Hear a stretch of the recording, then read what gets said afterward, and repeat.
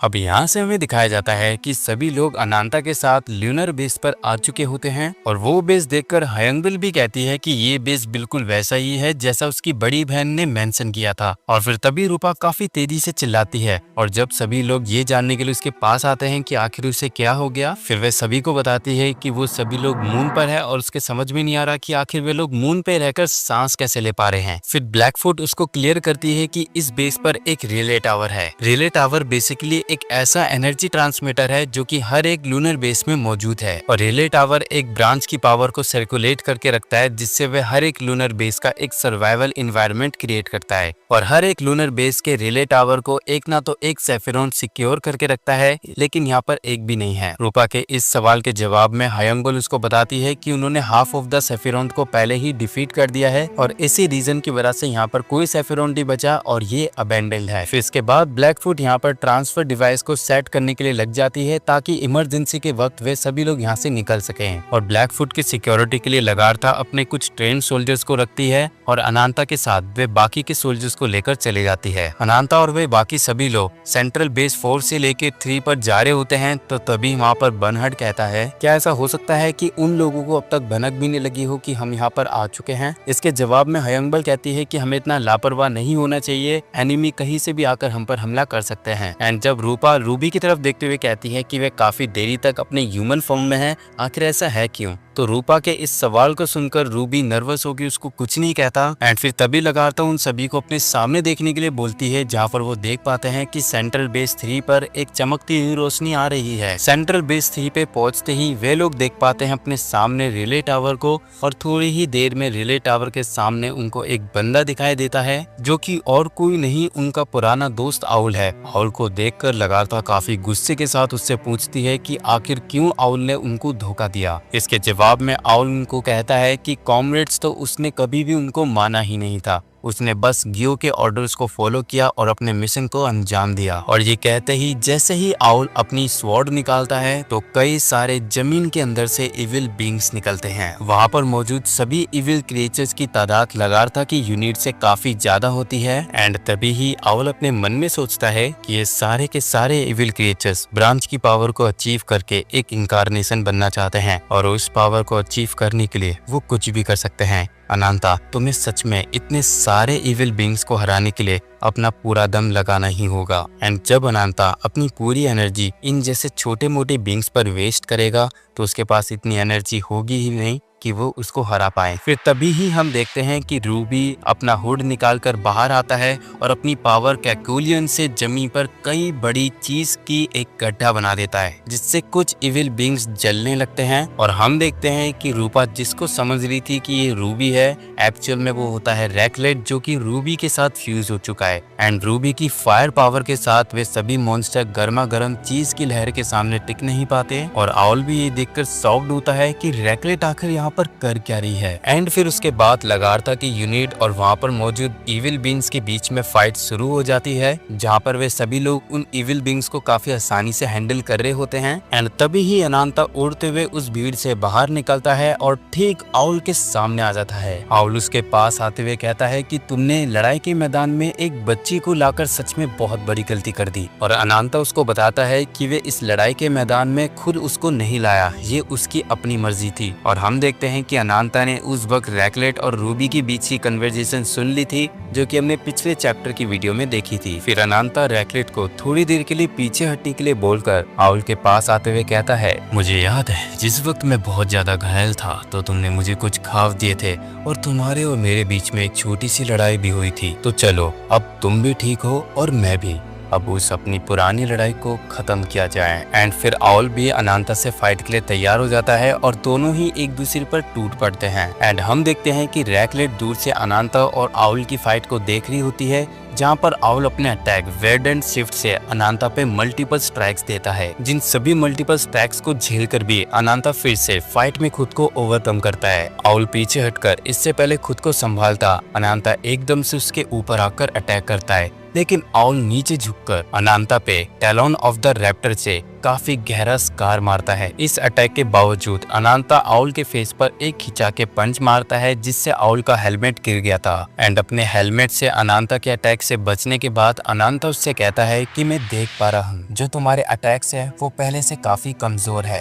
उसको याद है जब लास्ट टाइम उसकी आउल से फाइट हुई थी, उस वक्त आउल ना केवल काफी फुर्तीले था, उसके हर एक अटैक में भी काफी दम था। और अब पता नहीं क्यों अनांता नोटिस कर पा रहा है कि आउल पहले से काफी वीक है। अनांता की इन बातों को आउल एक एरोगेंस का नाम देता है, लेकिन अनांता उसको बताता है कि आउल की स्वॉर्ड काफी डरी हुई है। अनांता की ये बात खत्म होते ही हम देख पाते हैं कि रिले टावर के ऊपर एक बीस्ट मौजूद था जो कि काफी तेजी से चिल्लाता है और अनांता की भी उसके ऊपर नजर जाती है। अनांता उसको देखकर सोचने में मजबूर, आखिर ये है क्या चीज। फिर वहीं पे खड़ा आउल अपने किसी कॉमरेड को याद करके अपने राइट हैंड के ग्लव को उतार कर अनांता से कहता है कि तुम्हें क्या लगता है अनांता, तुम मेरे बारे में क्या जानते हो। तुम्हें ये भी नहीं पता अनांता, आखिर मैं अपने कंधे पर किस तरीके का बोझ रखा हुआ हूँ। ये कहते ही आउल अपनी एक और टेक्निक जिसका नाम स्वॉर्ड डांसर है उसका यूज करके अनांता के ऊपर अटैक करता है, लेकिन अनांता उन सभी को जैसे तैसे झेल कर एक बार फिर से आउल की तरफ आता है उस पर अटैक करने, लेकिन इस बार भी उसकी स्वॉर्ड्स आउल को बचा लेती है। एंड फिर आउल अपनी स्वॉर्ड से अनांता के लेफ्ट हैंड को काटते हुए गुजर जाता है। एंड अनांता नोटिस करता है कि जो आउल की हेसिटेशन थी, जो उसका डर था, वो अब गायब हो चुका है। एंड फिर आउल अपनी विंग से फ्लाई करते हुए अनांता से कहता है, अगर तुम्हें लगता है तुम इस फाइट में अपना बिना कुछ दिए ऐसे ही जीत जाओगे तो ये तुम्हारी सबसे बड़ी गलती है, क्योंकि मैं इतना भी कमजोर नहीं जो तुम्हें इतनी आसानी से ये बैटल जीतने दूंगा। ये सुनकर अनांता हंसते हुए कहता है, मेरे लिए इतना वार्म अप काफी था, तो अब आउल तैयार हो जा, तुम अब मेरे हाथों से क्रश होने वाले हो।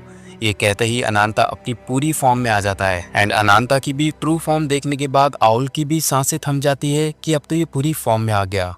एंड वो भी तैयार हो जाता है इस फाइट में अपना सब कुछ देने के लिए। एंड जैसे ही वो दोनों काफी तेजी से एक दूसरे के पास आकर अटैक करते हैं तो हमें देखने को मिलता है कि जो आउल की स्वॉर्ड है वो पूरी टूट चुकी है। और फिर तभी अनांता अपनी क्लॉथ से आउल के ऊपर अटैक करता है, बट उन अटैक्स को डॉज करके आउल अपनी रैप्टर स्वॉर्ड से अनांता के ऊपर अटैक करता है। हालांकि वो अटैक्स अनांता के ऊपर कुछ भी असर नहीं दिखाते। एंड फाइनली अनांता आउल के ऊपर पंच मार ही देता है, और जैसे ही उस पंच को खाने के बाद आउल दूर जाके गिरता है तो हम देखते हैं कि रैकलेट को आउल की चिंता होने लगती है। लेकिन रूबी रैकलेट को पकड़कर समझाता है इस वक्त बैटलफील्ड में आना उसके लिए काफी खतरनाक होगा। एंड हम देख पाते हैं जो आउल का राइट साइड का चेहरा है वो अनांता की पंच की वजह से पूरा ही खराब हो चुका है। एंड वहीं जमीन पे गिरा हुआ आउल खुद को कह रहा था कि उसमें इतना दम नहीं कि वो अनांता को हरा पाए, और यहीं से उसकी ड्यूटी पूरी हुई। फिर तभी आउल के सामने रिले टावर पर मौजूद वही बीस्ट उसके पास आ जाता है, और जैसे ही वो बीस्ट आउल की तरफ देखता है तो हम देखते हैं वो बीस्ट होता है एलिना, जिसकी सिक्योरिटी आउल कर रहा है। और फिर वो बीस्ट आउल को पूरी तरीके से ढककर उसको हील करने की कोशिश करता है। फिर जब अनांता आउल से पूछता है कि आखिर ये इविल बीस्ट है कौन, तो आउल उसको कहता है कि ये कोई इविल बीस्ट नहीं, नाइट ऑफ रैप्टर्स की लीडर है, जो एक ऐसा ग्रुप है जो कि स्काई रैप्टर्स के नाम से जाना जाता है। अब यहाँ से हमें थोड़ा सा पास्ट का सीन दिखाया जाता है, जहाँ पर अनांता और बाकी सभी के आने से पहले गियो आउल और कैर्नुनोस के साथ प्लान करता है, जहाँ पर गियो कैर्नुनोस और आउल को साफ साफ बता देता है कि हमारे हाफ ऑफ द सेफिरॉन पहले ही डिफीट हो चुके हैं, और वो खुद भी इस समय इतना कैपेबल नहीं कि वो रिले टावर को थोड़ा डिफेंड कर पाए। आउल कहता है तो इसका मतलब ये है कि आप सेंट्रल बेस पर नहीं होंगे। गियो कहता है करेक्ट, मैं वहाँ पर इसलिए नहीं होऊंगा क्योंकि मुझे हॉरिजॉन की तैयारी करनी है और मुझे रिले टावर के मैक्सिमम आउटपुट पावर की जरूरत होगी, और ये कारनामा करने के लिए गियो को ब्रांच के एनर्जी वाले बंदे को रिले टावर के पास रखना होगा। तो इसलिए एलिना जो कि आउल की लीडर है वह उसे रखेगा सेंट्रल बेस 3 पे। ये सुनते ही आउल इससे पूरी तरीके से डिसएग्री करता है, क्योंकि गियो ने वादा किया था कि वह एलिना को इस फाइट से दूर रखेगा।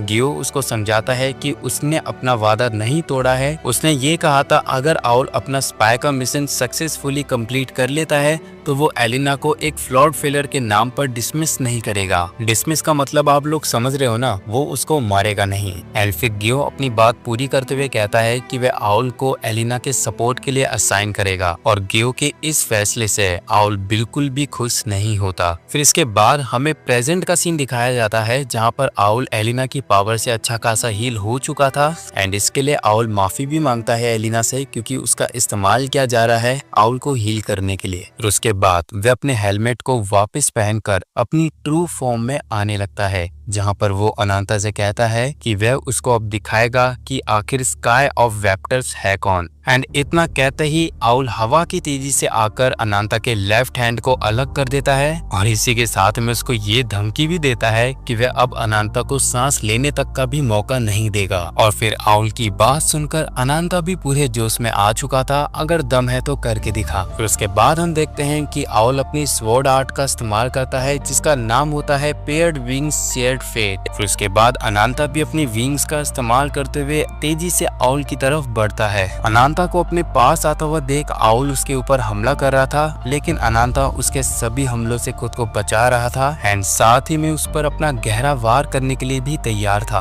फिर जैसे तैसे ही आउल अनांता की पीठ पर अपनी स्वॉर्ड से अटैक कर ही देता है एंड साथ ही में अपने दोनों पैरों को अनांता की चेस्ट पे रखते हुए उसको तेजी से नीचे गिरा रहा था एंड साथ ही में आउल अनांता के ऊपर अपना फाइनल ब्लो भी दे देता है। उन दोनों के ही जमीन पर गिरते ही एलिना आउल को देखकर तेजी से चिल्लाती है। शायद वो आउल की मदद करना चाहती थी, लेकिन तभी रैकलेट एलिना को अपनी चीज अटैक से जकड़ लेती है एंड अब हम देख पाते हैं कि जहां पर वो लोग गिरे थे उस जगह से डस्ट हटने लगती है और हमें दिखता है कि जो आउल का हेलमेट है वो जमीन पर गिरा हुआ था और आउल घायल था इसलिए क्योंकि अनांता ने अपने क्लॉज से आउल पर अटैक कर दिया है, ठीक उसके सीने पर। और इतना घायल होने के बावजूद भी हम देखते हैं कि आउल हार नहीं मानता।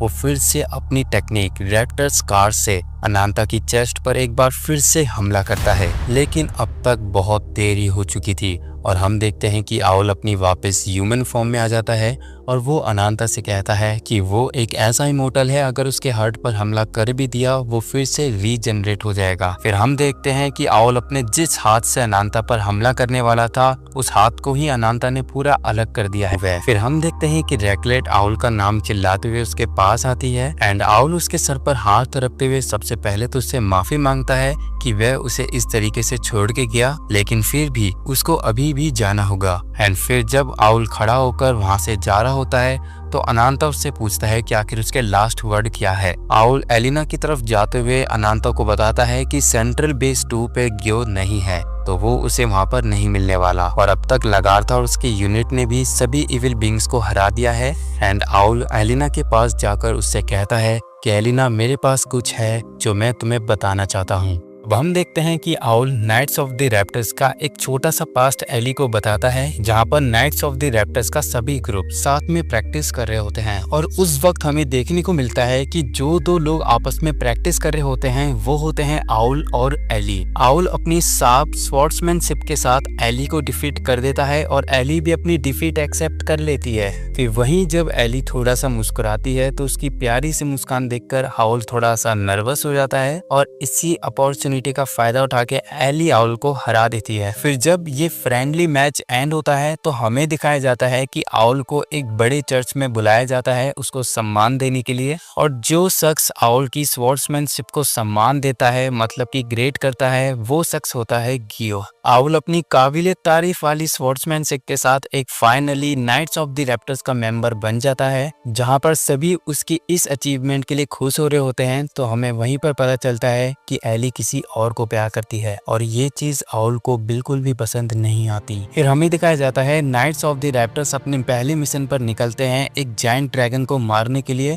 वहीं आउल एक झटके में उस ड्रैगन का काम तमाम कर देता है और आउल की स्वॉर्ड्समैनशिप से काफी ज्यादा इम्प्रेस होता है गियो। अब हमें यहाँ से दिखाया जाता है कि नाइट्स ऑफ द रैप्टर्स की लीडर और कमांडर दोनों आपस में शादी कर लेते हैं और एली जिसको अपना प्यार समझती थी उसने फाइनली उसके साथ शादी कर लिया है और वहाँ पर आउल भी मौजूद था जो कि अपने कमांडर की मैरिज को देख लेता है। अब यहाँ से हमें दिखाया जाता है कुछ समय बाद का सीन जहाँ पर गियो आउल की पावर को बढ़ाने के लिए उसको ब्रांच की पावर को एक्सेप्ट करने के लिए बोलता है एंड शॉकिंगली आउल के ऊपर ब्रांच की पावर का कुछ भी नेगेटिव इफेक्ट नहीं पड़ता और वो फाइनली उसकी पावर को एक्सेप्ट कर लेता है। अब हमें यहाँ से दिखाया जाता है कि गियो नाइट्स ऑफ द रैप्टर्स के ग्रुप को काफी गहरे और बड़े हॉल में बुलाता है जहाँ पर सभी मेंबर्स मौजूद होते हैं, इंक्लूडिंग एली भी, जो कि ग्यू से पूछती है कि आखिर ग्यू ने उसे इस जगह पे क्यों बुलाया है। फिर हम देखते हैं कि ग्यू के पीछे मौजूद होता है नाइट्स ऑफ द रैप्टर्स का एक मेंबर, जिसके अंदर ब्रांच की पावर को इंजेक्ट किया गया है एंड उसके ऊपर ब्रांच की पावर का नेगेटिव इफेक्ट पड़ा और उसकी बॉडी ब्रांच की पावर को एक्सेप्ट नहीं कर पाई, इसलिए वो एक बन चुका है इविल बीइंग। ना केवल वो अपने क्रूज मेंबर्स को भी नहीं पहचान पाता, यहाँ तक कि वो एली पर भी हमला करता है।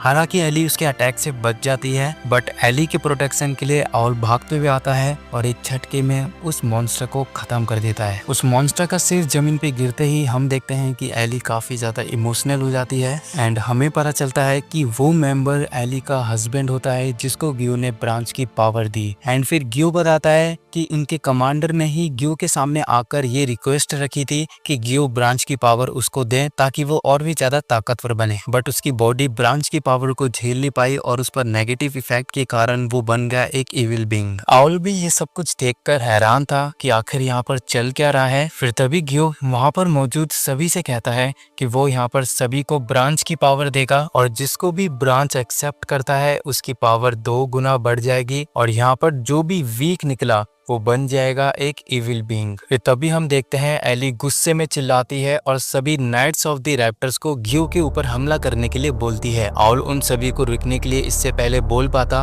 ग्यू भी अपनी पावर्स का इस्तेमाल करके इस फाइट को शुरू होने से पहले ही खत्म कर देता है, यहाँ तक कि एली को भी। फिर आउल एली के पास भागते हुए जाता है और जब उसकी नजर एली की हालत पे जाती है तो उसको ग्यू पर काफी जोर से गुस्सा आने लगता है। फिर तभी ग्यू उससे कहता है कि तुम्हारी शक्ल देखने से लगता है तुम काफी ज्यादा गुस्से में हो, लेकिन तुम्हें नहीं लगता कि मैंने वही किया जो तुम चाहते थे। ये कहते ही वे आउल के हाथ में मौजूद विंग्स ऑफ इनकार्नेशन के मार्क को एक्टिवेट करके आउल को चोट पहुंचाने लगता है। एली के प्रति इतनी हमदर्दी देखने के बाद ग्यू आउल को एक मौका देता है एली की जान बचाने का, और जो काम आउल को करना था ग्यू के लिए वो था एक स्पाई का।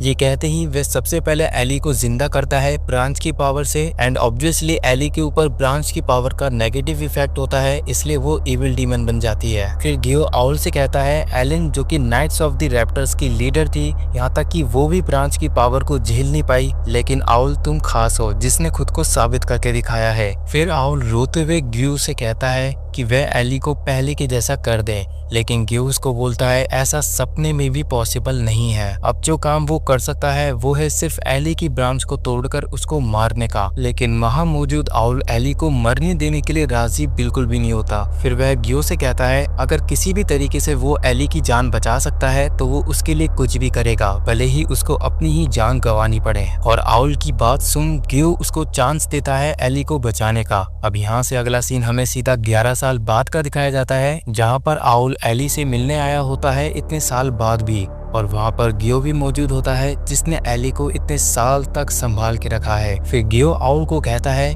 कि जो काम उसको उसके लिए करना है वो है एक स्पाई बनने का, और गियो के इस काम को करने के लिए आउल अपने हाथ पे बने गियो के मार्क को जलाता है ताकि दुश्मन को उस पर विश्वास हो जाए। एंड फिर वो पूरी तरीके से तैयार हो जाता है लगारथा के फोर्ट्रेस पे जाकर उस पर नजर रखने के लिए, लेकिन इसके बदले गियो को एलिन को हाथ भी नहीं लगाना जब तक वो ठीक ना हो जाए। अब ये सारी कहानी एलिन को सुनाने के बाद आउल रोते हुए एलिन से माफी मांगता है कि उसने एलिन को अब तक इतनी भयानक फॉर्म में अब तक जिंदा रखा ताकि वो अपनी हमदर्दी को बचा सके, लेकिन इसके लिए एलिन आउल के ऊपर गुस्सा नहीं करती और उसको गले लगाकर थैंक यू कहती है कि जो भी अब तक आउल एलिन के लिए कर चुका है उसके लिए। फिर उसके बाद एलिन अपनी ही ब्रांच की पावर से खुद को ही जलाकर सेल्फ डिस्ट्रक्ट कर देती है। एंड एलिन के चले जाने के बाद वहाँ पर घायल बैठा आउल भी रेस्ट इन पीस चला जाता है। फिर लगातार सभी लोगों को बताती है कि आउल अब इस दुनिया में नहीं रहा, और साथ ही में वो आउल पे गुस्सा भी करती है कि अगर आउल की यही मजबूरी थी तो आउल ने उसको पहले बताया क्यों नहीं, शायद से वो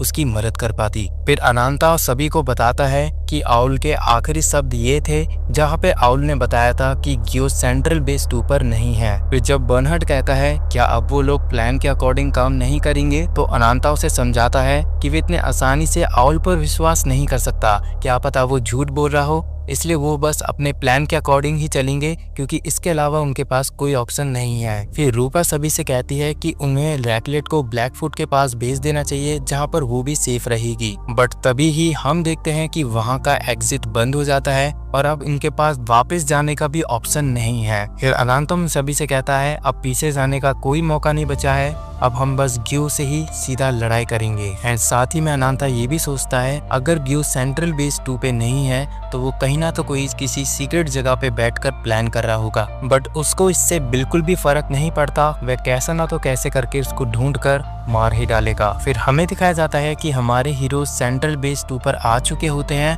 और उनके ठीक सामने ही एक डायमेंशनल क्रैक होता है जिसे देखकर अनांता पहचान जाता है कि आखिर ये किसके काम है। फिर डियोन उनके पीछे भी एक डायमेंशनल क्रैक करता है ताकि वो लोग भाग ना पाए। फिर साथ ही में वह उन सभी को कांग्रेट्स कहता है उनके यहाँ तक पहुँचने के लिए। इससे पहले अनांता उन सभी की रक्षा करने के लिए अपनी पूरी फॉर्म में आ पाता, तभी डियोन अपनी पावर का इस्तेमाल करके उनके ठीक जमीन के नीचे एक डायमेंशनल पोर्टल ओपन करता है। एंड जैसे ही वे लोग अपने नीचे बने डायमेंशनल पोर्टल के अंदर गिरते हैं तो वे लोग अलग अलग बढ़ जाते हैं। मतलब डियोन उन सभी को अलग अलग कर देता है। जहाँ पर बर्नहार्ड भी अकेला मौजूद था और जिस बेस में वो था उसके ठीक सामने मौजूद था रिले टावर। एंड इससे पहले कि वो कुछ समझ पाता तभी एक सेफिरॉन आकर उसके ऊपर हमला करता है।